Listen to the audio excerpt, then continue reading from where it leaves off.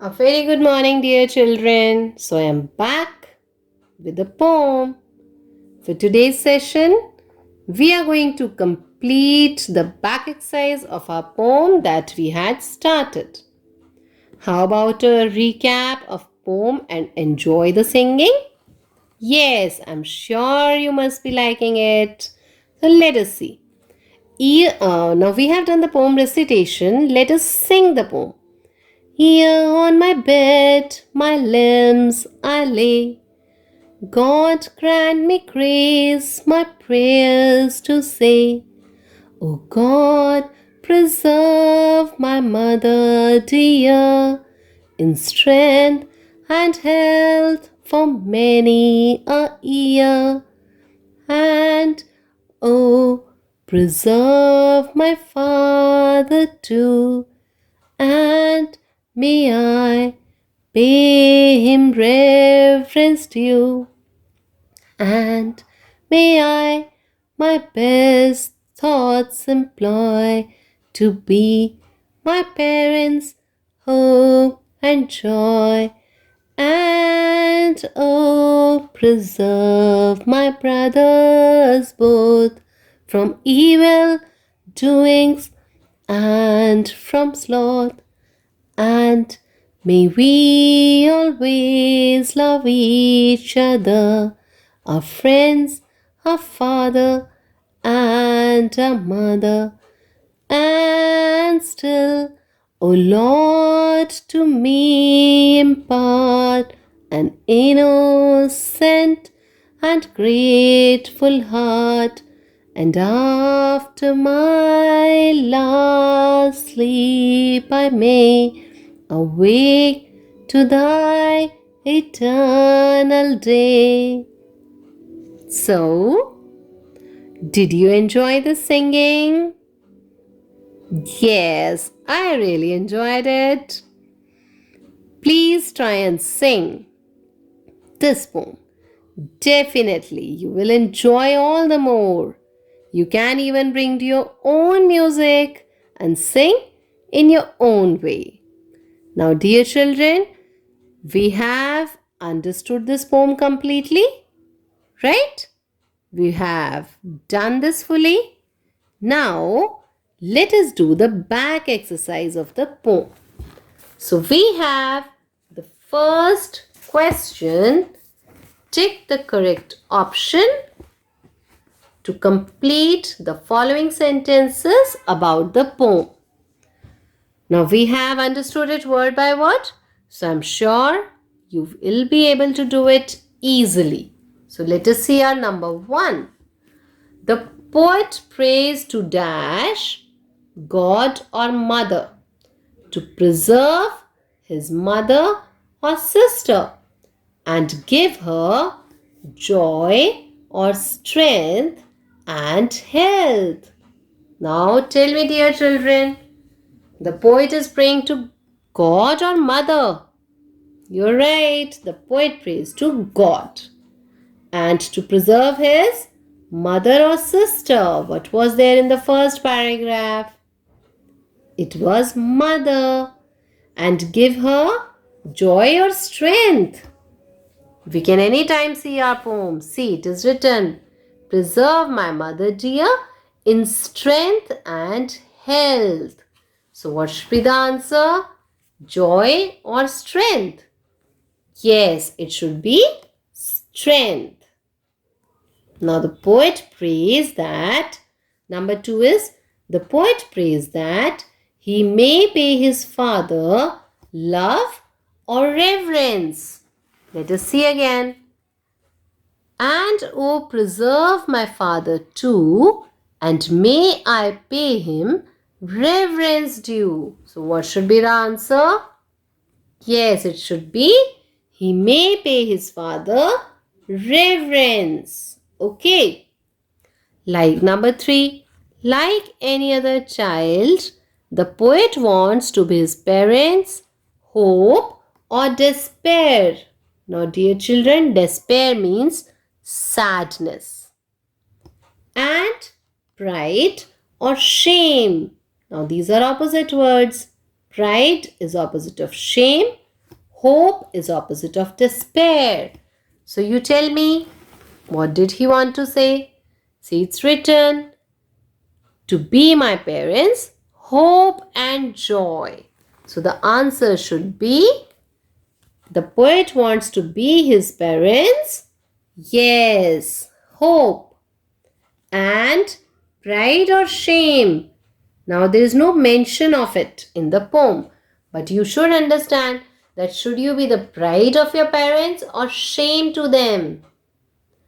Very obvious, we should be pride, right? We should be a reason that they feel proud on us, isn't it? We should not do anything by which they feel ashamed of us. Okay, so always have that kind of conduct, that kind of behavior, that kind of actions that your parents feel proud of you. All right, now let us see number 4. We should learn to be always loving to our friends or enemies and family or acquaintances. What do you mean by this word? Acquaintances? Acquaintances means just whom you know. Now, what do we mean by that? Dear children, example, in your house, you may know the maid, you might know the face of the sweeper, face of the washerman, face of the milkman or driver, but are they your family? No, they are not family. Okay, we just know them, but we are not close to them. Family is to which we are close. All right, so we should always be loving to our friends and family. Very good. Okay, so I'm sure now you know the difference between family and acquaintances. Family is whom we know completely, who care for us, we care for them, we love them. And acquaintances is when, yes, when you just know somebody by face, you don't know the detail, you don't feel for them. Okay, now next, the poet prays to God in the end for an innocent and grateful life or heart. Yes, dear children, in the end, let us see. He says, O Lord, to me impart an innocent and grateful heart. So what is that? Yes, you're right. It should be heart. Okay. Now we have completed this question 1 in the book. You can write these ticked answers in your blanks. Alright, let us see number 2. Draw, color and design a beautiful nameplate with the names of all your family members. Dear children, do you have a nameplate at the door at the main gate of your house? Yes, we all have the nameplates. Now this is a good chance. You can be the painter of your own nameplate. So design your nameplate, write the names of all your family members and tell why you love them. Right? So you simply just write a few lines for them, that why do you love them? Okay, 1 or 2 lines. Alright. And this will be your homework. Okay. Now before we end, we have done the back exercise. Let us do certain extra questions from this poem. Okay. Now what will be those extra questions? Let me ask you, what does the child ask for his mother? Yes, dear children, what will be the answer? What does the child ask for his mother? Yes, the child asks that his mother should be in strength and health for many years. Okay. Or the child asks strength and health for his mother. Alright? Please see the tense of the question. I am asking you, what does the child ask? So the answer should be in present tense. Alright?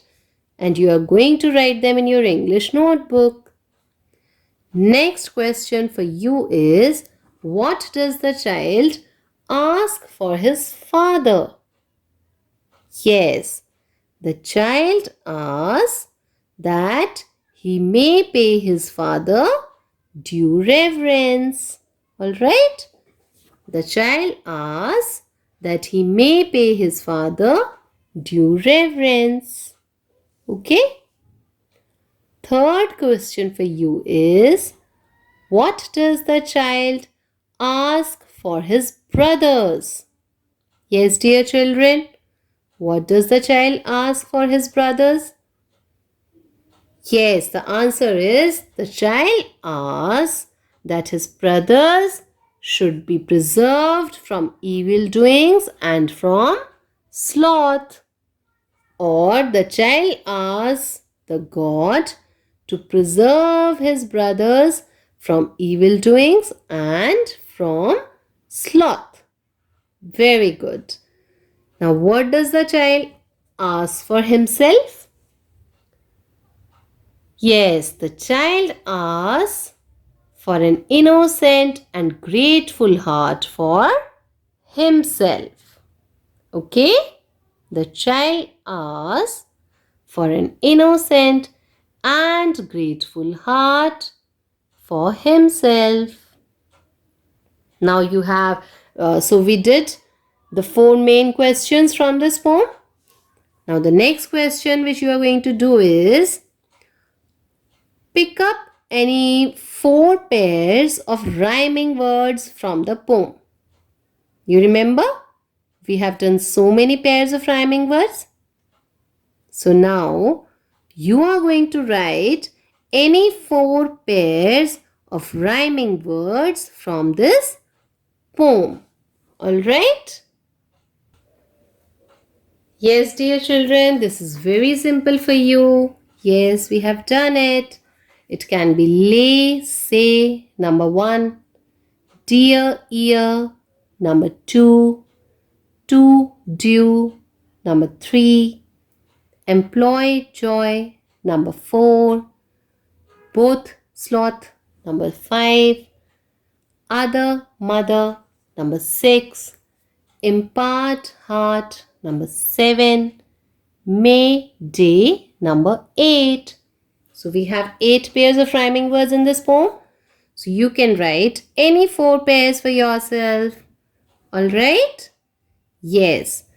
Now next question for you is, make sentences with the given words. Okay. Now dear children, just make one sentence with the word reverence and try and make a different sentence which is there in the poem. Okay. You can write, we should pay due reverence to our elders. My father teaches us to pay reverence to my teachers. Okay. Next, the word for you is hope. I hope I get good marks. I hope to become a better person. I hope to learn this poem. It can be anything. Number 3 is joy.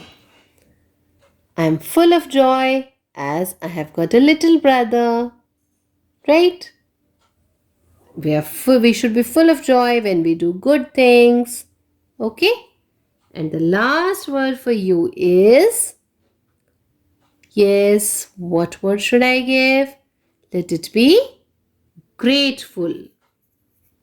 Grateful means thankful. So we should be grateful to God. We should be grateful to our parents. As a child, I feel grateful to my elders. Okay, it can be any sentence. So just write the questions as well as their answers in your English notebook. So the question 1 is, what does the child ask for his mother? Question 2, what does the child ask for his father? Question 3, what does the child ask for his brothers? Question 4, what does the child ask for himself? Question 5, pick up any 4 pairs of rhyming words from the poem. Question 6. Make sentences with the given words reverence, hope, joy, grateful. Now the answers I have already discussed with you. So just do this work neat and clean in your English notebook. Now with this, we have completed our poem. We have done the recitation of it. We have done the singing of it. We have done the back exercise of it. And that nameplate work is your homework. Do it in the space provided in your book. And do not forget to write these questions and answers in your English notebook. Alright? Now, before we end, let us have a quick poem recitation for the final time. Because dear children, whenever we do any poem, the main purpose is to able to recite it and to learn it. And why we are doing it again and again? So that you learn it. Okay? You should be able to recite it without looking at the book. So all of you should stand up and you can do your actions and just recite the poem with me for the final time. So are you ready? Very good. Let us do it. Here on my bed, my limbs I lay. God grant me grace, my prayers to say. O God, preserve my mother dear in strength and health for many a year. And oh, preserve my father too, and may I pay him reverence due. And may I my best thoughts employ to be my parents' hope and joy.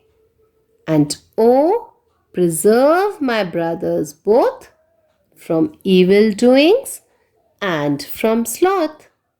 And may we always love each other, our friends, our father, and our mother. And still, O Lord, to me impart an innocent and grateful heart. And after my last sleep, I may awake to thy eternal day. So that is the poem A Child's Evening Prayer by Samuel Taylor Coleridge. And I'm sure now you will be able to learn it word by word. And please remember, dear children, whenever you recite any poem, every word should be clearly pronounced. Okay? Right? So, with this view, I hope you enjoyed these sessions of this poem and you all will try to get the good things learned from this poem. Till we meet again, take care. Goodbye.